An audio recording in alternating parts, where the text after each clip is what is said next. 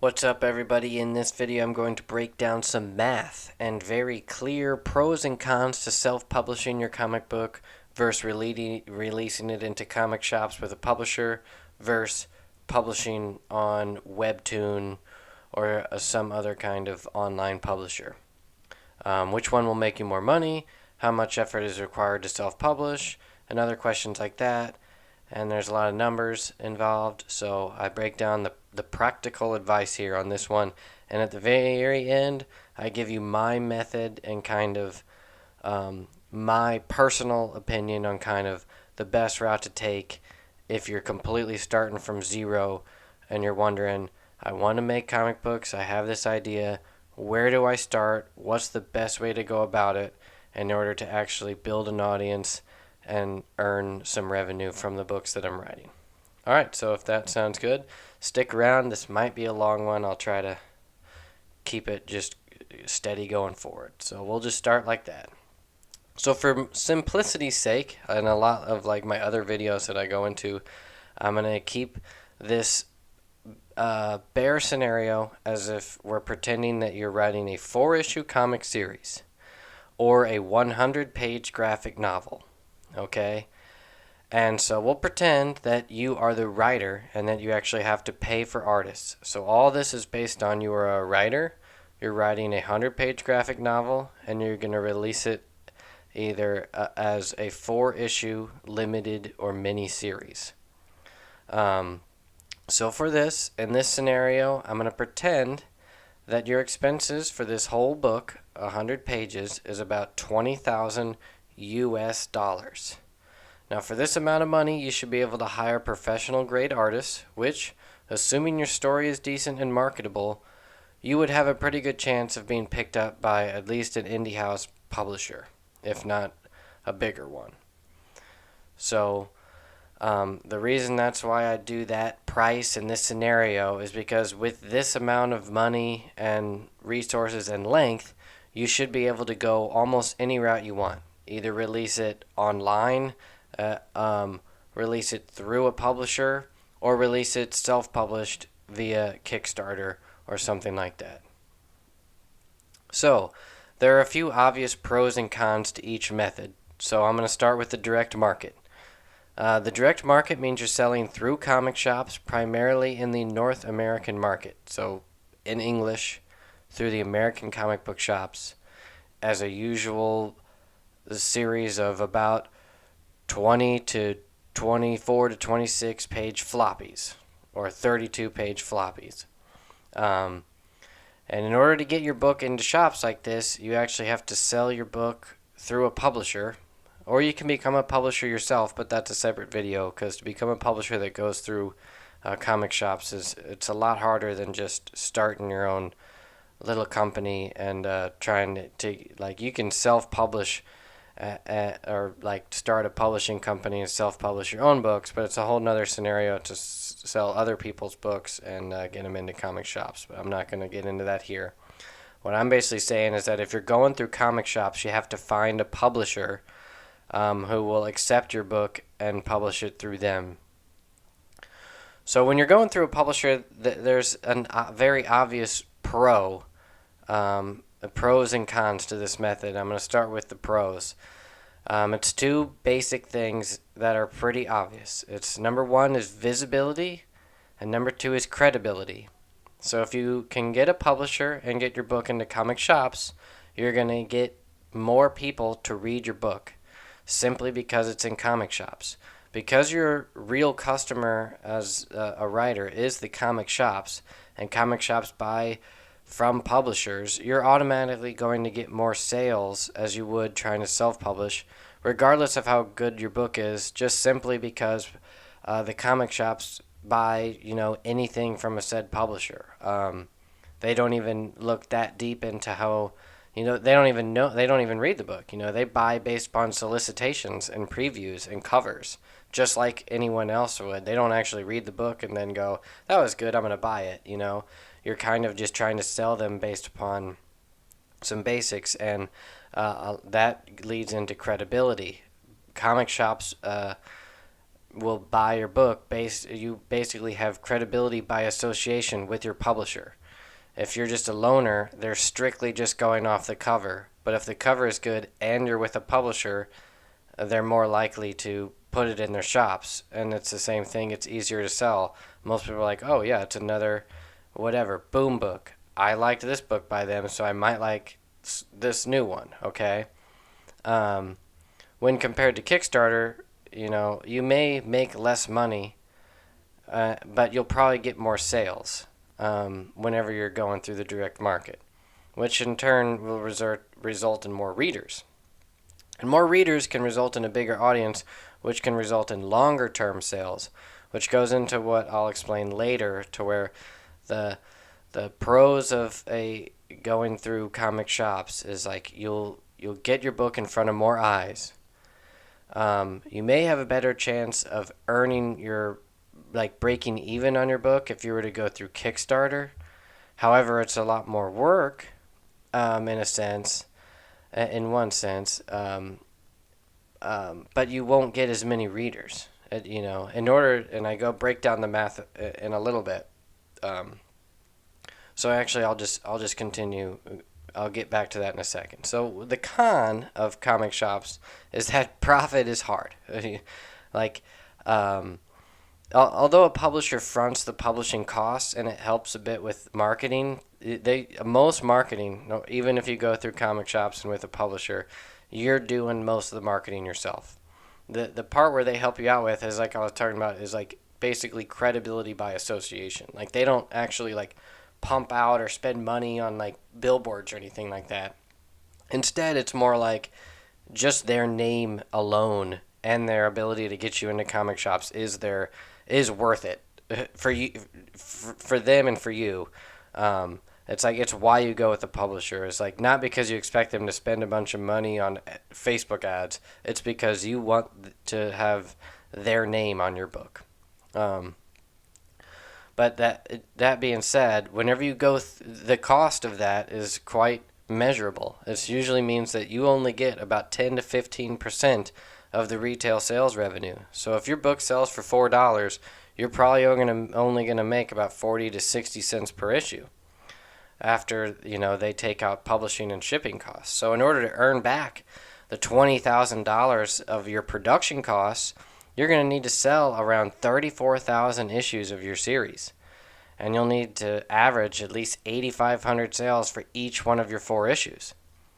And since most indie series don't usually sell a consistent amount for each issue, especially not for the very first 4, and especially not for a new up-and-coming creator, it's rare to ever even break 5,000 per issue, much less maintain that. So a more accurate sales breakdown, in order to go through the direct market and actually break even, you would need to launch selling issue 1 around 18,000 copies. And then your issue 2, assuming you would lose about 50 to 60% of your readership, because a lot of those first issue sales are really just speculators, not readers. Let's say your issue 2 sells about 7,000, issue 3 even less, around 5,000, and issue 4 4,000. That total would get you up to the 34,000 that you need to break even. But so that you're talking launch with 18,000. That's a tough number to break. You're already in the top 10% of indie comic sales to get there. And then to even maintain a readership of more than 5,000, same thing. You're in the top 10% of indie comic books that are coming out through the direct market. That's a tough number to break. But that's the reality of creating a professional comic series. It's not impossible, though. I'm living proof that, as you saw in my other videos, you can write one of the worst comic books ever, apparently, and still break these numbers. So I'm going to move on to the Kickstarter method, so kind of the math of that breakdown. So when I say Kickstarter, I may also mean this is the self-publishing method. This is to where you're going to actually find a printer and go through all those motions. And so this math breaks down like this. So if your production costs, you're say, I'm not going through a publisher, I'm just going to funded on Kickstarter. To break your production costs of all your artists for your 4-issue, 100-page graphic novel is $20,000. You can like kind of assume that the printing and shipping for that is about 30% of those production costs. So let's just say that your printing and shipping costs are around 6,000. Obviously, that can go up or down a little bit depending on who you actually partner with. But that's a good average. Let's just say it's 30%. If you see my other videos where I break down more specifically, you'll see that why this comes into play. But so that means that when you're actually funding your Kickstarter, you actually need to raise 26,000 USD to actually break even. And since Kickstarter actually takes about 10% of your funds for fees and their profit, you'll actually need to raise more like 29,000.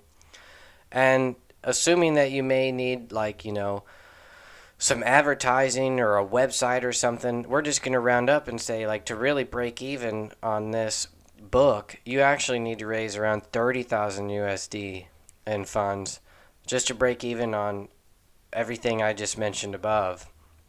So if you were to go through the direct market, you would only need to raise your production costs of 20,000. But if you're self-publishing, all of a sudden you need to stack another 10 grand on top of that in order to break even, because you have to do everything else yourself. Not to mention that once you actually go through the Kickstarter method, you are essentially starting a small business. I mean, imagine it's the same thing as if you were I need to raise, make 30 grand selling hot dogs or something for a summer. You have to figure out how am I going to do that? I need to buy the meat and the buns and the food truck or whatever. And it's the same thing with your series. Is you're basically starting a small business and trying to earn your revenue back on that, and actually go through the methods of building a profit. So like I was saying, you'll probably need a website. You'll need to come up with some ads. You'll need to go through some basic graphic design. You'll need a team. You'll need to front load a lot of work, and then for a very dedicated period of time, hustle. And that's a big it's a tough task, as you probably will see in other people that do this. It's not just you throw your book online and people buy it, because the numbers I'm about to break down to next are tough to get to. So in order to make back your 30 grand, you'll need at least 1,200 backers, averaging $25 a pledge. Assuming that you're selling a whole graphic novel, that's not that crazy. You can actually probably up it to have them average $50 with other perks that you'll add on top of your book. And in that case, you may only need 750 backers to actually make back to break even. But getting 1,200 strangers to buy your graphic novel for $25 is a lot of work, like I was just saying. And for a first-time creator, it's really, really tough. So the best way to go about it is you actually have to build up to that. You would normally, do 4 different campaigns each for each issue. And in that case, you would really only need to raise 7 grand for each issue. And you would only need somewhere between 200 and 400 backers pledging between $20 and $50 to actually break even on each issue at a time, which is much more doable than it would be to try to just all of a sudden just try to get the full book out there. But I'm not the expert on the Kickstarter in that round. There are plenty other people to watch when it comes to how to actually successfully do Kickstarter campaigns for indie comics. I'm here to just show you kind of if you're going to compare different methods, what's the the best way to start, I guess you could say. So basically, for those two, when it comes to the direct market versus Kickstarter, as a beginning indie comic creator, you're basically asking yourself, basically it comes down to a level of magnitude. Okay, so to have steady success in the direct market, you need to average about 3,000 to 5,000 consistent readers to come to comic shops every month to read your book. Every month for whatever it is, 4 or 5 months. And that will result in around 30 to 35,000 sales for your miniseries. So it's that. Do you think I can get about 5,000 consistent readers through the comic shops? Or if you go through Kickstarter, your question is, can I get about 500 consistent readers on Kickstarter? Or like about 300 to 500.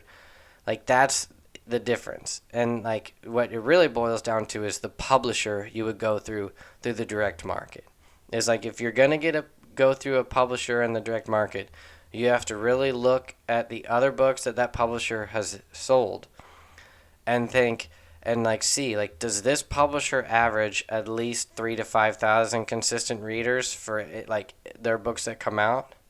Because if not, you may want to think, well, then if they can't get that amount, do I think I personally can get at least, just a level of magnitude below that and get about 300 to 500 consistent readers via Kickstarter? And that may be easier for you to do on your own, doing your own efforts of marketing and pushing the book, than it would be for your publisher. If your publisher's only selling, 1,000 to 2,000 on average, it may be, that's kind of what you're looking at. And now I'll make a whole separate video on indie publishers and like what the kind of numbers they actually do, the pros and cons of different indie publishers, and all that. That'll be probably my next video. So I'm not going to go into that for now. So I'll get to the third part, Webtoon, as I break down kind of my whole, the whole point of this video. So if you're going for the long run, meaning if you're trying to write and sell many books over the course of many years, writing comics as an actual career, even if just a second career or a part-time career, like me, it's like I moonlight as an independent comic book creator and filmmaker. It's not my full-time thing. So like even, but I still plan to continue doing it. So if you're trying to do it for the long run, is my point, I kind of suggest the following path, which is start small, start high quality, and go for reach rather than monetary return as you start, at least the first couple of years.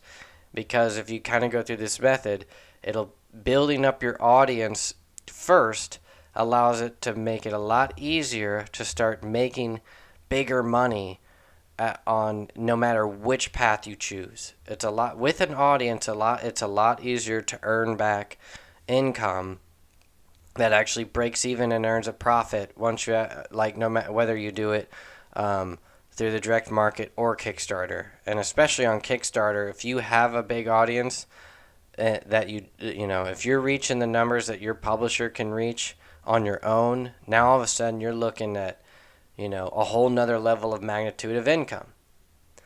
But where Webtoon comes into play is it's the best place to start. Because the pros of Webtoon is it's the easiest way to get in front of a whole lot of people and get a lot of readers pretty fast. You don't need to be that good, but you do need to be unique, but it can be done very cheaply. So you don't necessarily need professional grade artists in order to get a solid readership on Webtoon. All right. So if you start and you write a mini-series, you create it cheaply with new but talented artists, usually someone that's like in high school or college, someone you can find on Fiverr or a local person that you know. Get them to work on your series, have it done in black and white, and then post it on Webtoon for free as your first project. This is your trial run.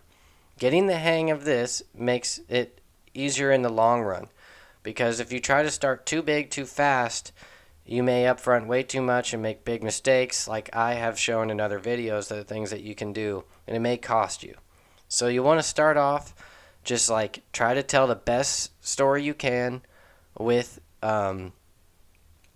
cheaply, and get it in front of a large audience and learn. It'll teach you the basics of hiring an artist. It'll teach you how to format your work, how to create for social media, and even better yet, like kind of the whole thing. It just it allows you to treat yourself as a creator, and it gets you in the hang of posting on social media as a writer or as a creator or as an entertainer or whatever, or as an artist.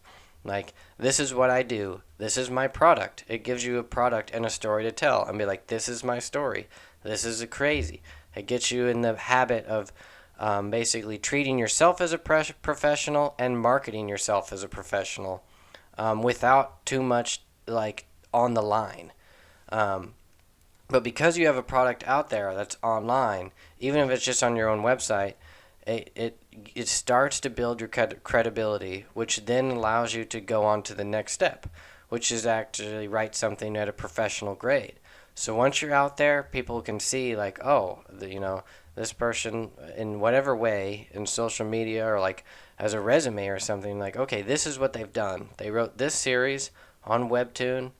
It has readers, and people like it. They have an audience. They've worked with this artist before. And then that's where I would say, like, your second step is now to actually create for a publisher, as opposed to just your second book going to Kickstarter. And the reason for this is because when you can get through the comic shops, you have two paths. Just like Webtoons, it allows you to grow a bigger audience and gives you more opportunities to build even more credibility. But rather than credibility with just other artists, it would be credibility with comic shops, with other professional creators, and with other publishers. Because once you're on, with one publisher, it makes it a lot easier to continue writing books for that publisher, especially if your book is successful. And to get jobs with other publishers, whether it's other publishers that publish creator-owned stuff, or if you're trying to write licensed material. It also makes it easier to collaborate with other professional writers and artists. So it's like by going through the direct market with your second book, it kind of is just like, okay, it establishes professionalism and credibility, and it gives you a further reach, allowing you to build your audience faster in a way. So it's kind of like if the whole purpose is like a cone, like it's just like I start on Webtoon and get as many readers as possible, but I don't make any money. And then it's like the second step is like I go through the comic shops and I get a whole bunch of other readers, but I might not make my money back. So that then your third project or fourth or fifth or whatever, it doesn't have to be directly book to book to book. But then eventually it's like, okay, now I have an audience that is like my core audience. I have 1,000 people that will buy whatever I do wherever I put it out. And when you finally have that, you have a solid audience. Now you can go to Kickstarter, and when you get 1,000 core readers, you won't even have to worry about anything else. Because now you've got steady income, and those people will buy your book. And then you can offer other stuff, perks, t-shirts, whatever. Like, they're down for life. The ultimate goal is loyal customers long term. Those are the most valuable thing as a creator. That's the ultimate goal. And that's the point of what I'm saying here. And other people can disagree but it's basically like I was just saying, kind of start with Webtoon.